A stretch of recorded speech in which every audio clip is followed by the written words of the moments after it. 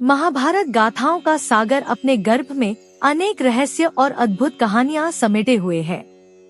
ऐसी ही एक कहानी है जब अर्जुन ने अपने परम शत्रु दुर्योधन के प्राणों की रक्षा की और बदले में एक ऐसा वरदान प्राप्त किया जो कुरुक्षेत्र के रण में पांडवों की विजय का एक महत्वपूर्ण आधार बना।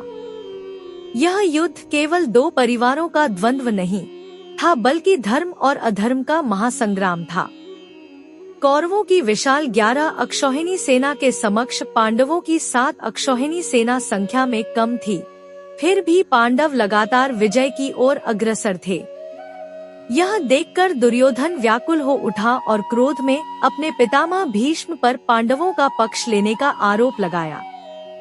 भीष्म इस आरोप से अत्यंत व्यथित हुए और उन्होंने दुर्योधन को अगले दिन 5 दिव्य बाणों से 5 पांडवों का वध करने की प्रतिज्ञा की। इन बाणों को उन्होंने विशेष मंत्रों से अभिमंत्रित किया था। परंतु इस कठोर परिस्थिति के बीच एक ऐसा प्रसंग भी है जहां दुर्योधन ने स्वयं अर्जुन को एक वरदान दिया था। आइए उस अद्भुत घटना का स्मरण करते हैं। यह घटना महाभारत के युद्ध से पूर्व की है। पांडव वनवास के दौरान एक सुंदर सरोवर के निकट निवास कर रहे थे।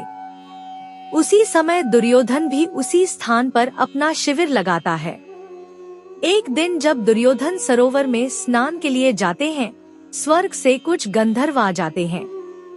स्नान के अधिकार को लेकर दुर्योधन और गंधर्वों में विवाद छिड़ जाता है, जो अंततः युद्ध में परिवर्तित हो जाता है। दुर्योधन गंधर्वों से पराजित होकर बंदी बना लिया जाता है। तभी अर्जुन वहां पहुंचते हैं और अपनी शत्रुता को भुलाकर दुर्योधन को गंधर्वों के बंधन से मुक्त कराते हैं। इस उपकार से अभिभूत दुर्योधन अर्जुन से किसी भी प्रकार का वरदान मांगने को कहता है।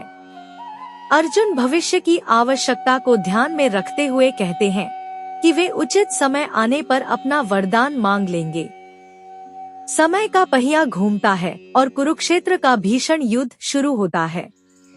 जब भगवान कृष्ण को भीष्म की 5 दिव्य बाणों की प्रतिज्ञा का पता चलता है, तो वे अर्जुन को दुर्योधन के उस पूर्व प्रदत्त वरदान की याद दिलाते हैं। कृष्ण के परामर्श पर अर्जुन उसी रात्रि दुर्योधन के शिविर में जाते हैं और अपने वरदान की याचना करते हैं। वे उन 5 दिव्य बाणों की मांग करते हैं।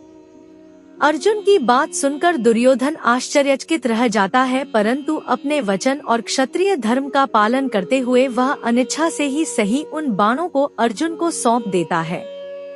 अगली सुबह दुर्योधन भीष्म से नए बाणों को अभिमंत्रित करने का अनुरोध करता है, परंतु भीष्म अपने वचन के प्रति दृढ़ रहते हुए इनकार कर देते हैं। वे कहते हैं कि एक बार दिया गया वचन अटल होता है। इस प्रकार अर्जुन के द्वारा मांगा गया वरदान पांडवों के प्राणों की रक्षा करता है और कुरुक्षेत्र के युद्ध में कौरवों की पराजय का एक महत्वपूर्ण कारण बनता है।